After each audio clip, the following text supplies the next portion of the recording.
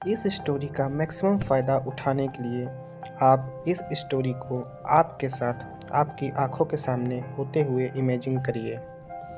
ये घटना झारखंड में एक व्यक्ति के साथ घटी। इसके आगे की कहानी आप उन्हीं के पॉइंट ऑफ व्यू से सुनेंगे।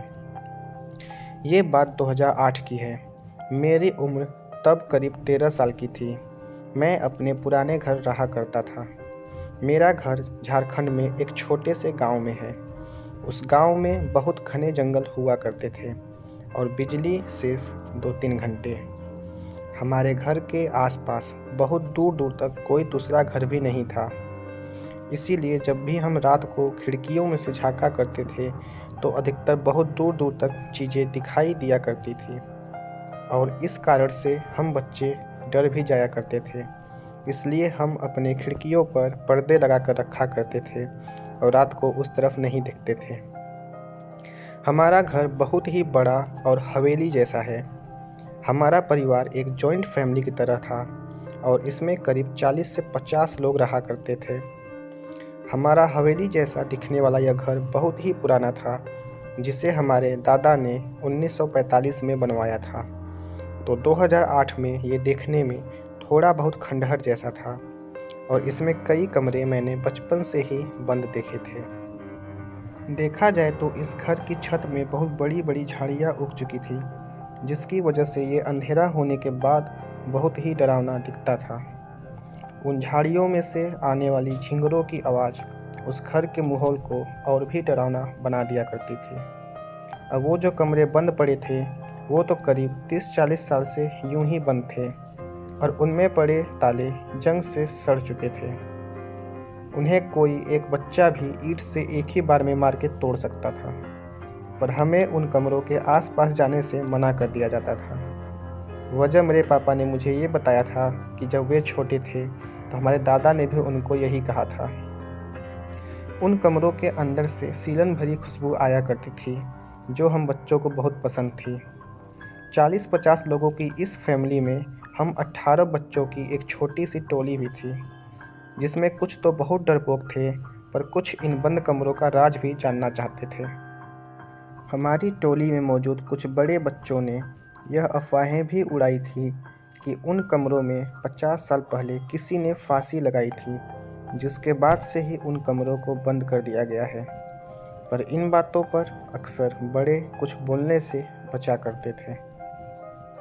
अब क्योंकि हमारे गांव में रात में लाइट नहीं रहा करती थी, इसीलिए सब बाहर चारपाई बिछाकर सोया करते थे। हम बच्चों का सपना बाहर सोने का हुआ करता था, पर क्योंकि गांव में अक्सर घर के बाहर भेड़िए, जिन्हें हमारे गांव में बिगवा कहा जाता है, वो आया जाया करते थे, इसीलिए हम बच्चों को अंदर गर्मी में ही सोना पड़ता था और बाहर सिर्फ बड़े सोते थे। हमारी छतें खपड़ेल की थी, तो हम छत पर भी नहीं सो सकते थे। मेरे घर में कुल 2 फ्लोर्स थे। नीचे वाले फ्लोर पे कुल 8 कमरे थे, जिनमें से 5 बंद पड़े थे और 3 में लोग रहा करते थे। बीच में एक बड़ा सा आंगन था और आंगन के चारों तरफ ही ये 8 रूम बने हुए थे। मेरा कमरा उन बंद कमरों के ठीक बगल में ही हुआ करता था।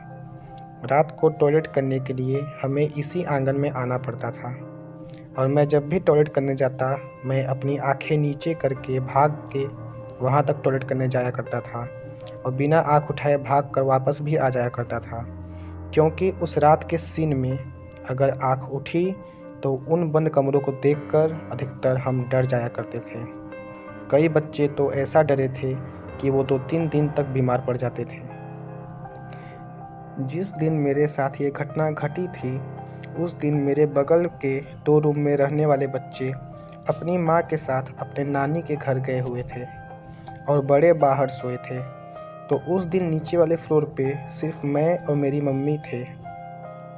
रात के करीब 2 बजे मुझे जोर से टॉयलेट आती है। मम्मी सो चुकी थी, इसीलिए मुझे अकेले जाना पड़ा था। मैं अपना टॉर्च उठा के टॉयलेट करने आंगन में चला गया। मेरे टॉर्च की बैटरी भी चार्ज नहीं थी और वो बहुत ही धीमी फ्लिकर करती हुई जल रही थी। मैं टॉयलेट करने गया ही था कि सालों से बंद पड़े उस एक कमरे में से कुछ आवाज़ आती है।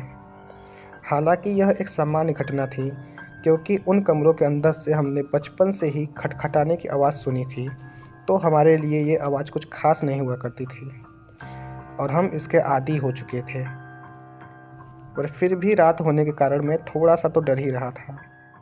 एकदम घनघोर अंधेरे में मैंने अपने टॉर्च की धीमी रोशनी को उस रूम की तरफ दौड़ाई जहाँ से ये आवाज़ आई थी, और फिर क्या, मैं चिल्ला पड़ा। इस कमरे की उस टूटी-फूटी दरवाज़ों के नीचे से खून की एक पतली सी धार बाहर आ रही थी, और अपने टॉर्च की उस धीमी रोशनी को मैंने दौड़ाते-दौड़ाते देखा तो मुझे पता चला अपने पैर के नीचे जो गीलापन मुझे महसूस हो रहा था, वो इसी खून के धार की थी। जी हाँ, मैं उसी धार के ऊपर अपना पैर रख के खड़ा हुआ था। मैं तुरंत बेहोश होके गिर गया। मेरे चिल्लाने की आवाज़ सुन के ऊपर के फ्लोर से और बाहर सो रहे बड़े लोग सब अंदर आ चुके थे। बिजली थी नहीं, चारों तरफ एकदम घना अंधेरा था, तो लालटेन जलाई गई और मुझे सब लेकर रूम में गए। सुबह मुझे होश आया और सुबह सब ने ये डिसाइड किया कि वो रूम खोलकर चेक किया जाएगा कि ये खून की धार कहाँ से आ रही थी। इस घटना के बाद हमारी ये जो 40-50 लोगों की जॉइंट फैमिली थी, ये अब 2 भागों में बँट चुकी थी। जहाँ बूढ़े लोगों का कहना था कि ये गेट खोलना सबसे बड़ी गलती हो सकती है, तो वहीं बड़े जो जवान थे, वो एक बार खोल के इसे देखना चाहते थे कि वो खून की धार कहाँ से आई थी। क्योंकि कहीं न कहीं इतने साल में पहली बार उस दरवाजे के नीचे से खून आते हुए दिखाई दिया था, जो एक सामान्य घटना बिल्कुल भी नहीं थी। कुछ दिन ऐसे ही गुजर गए, गेट नहीं खोला गया। कुछ दिन बीत जाने के बाद वहाँ से एक बदबू भी आने लगी। वो बदबू ऐसे थी मानो जैसे वहाँ पे कोई मरी हुई चीज़ पड़ी हो।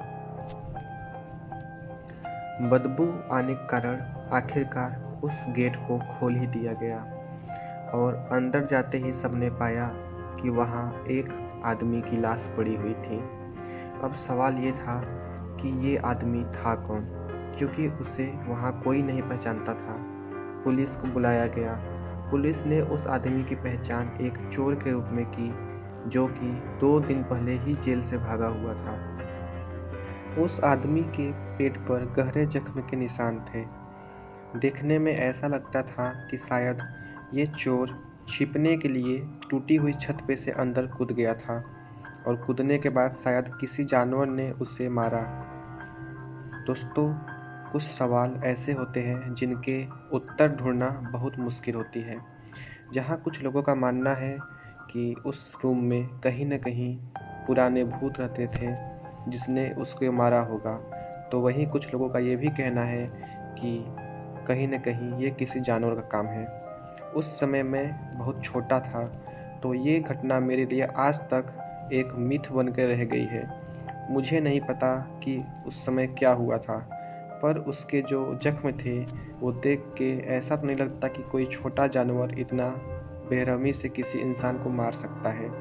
या तो वो किसी इंसान का काम था और या तो किसी बड़े जानवर का। पर सोचने वाली बात ये थी कि इतना बड़ा जानवर सालों से बंद पड़े इस कमरे में पहुँचेगा कैसे, और अगर पहुँचा तो आखिर वो वहाँ से निकला कैसे। आपको क्या लगता है, इसका जवाब कमेंट में ज़रूर दें। आई होप कि आपको ये स्टोरी पसंद आई होगी। ऐसे ही और स्टोरीज सुनने के लिए हमारे चैनल को सब्सक्राइब करें।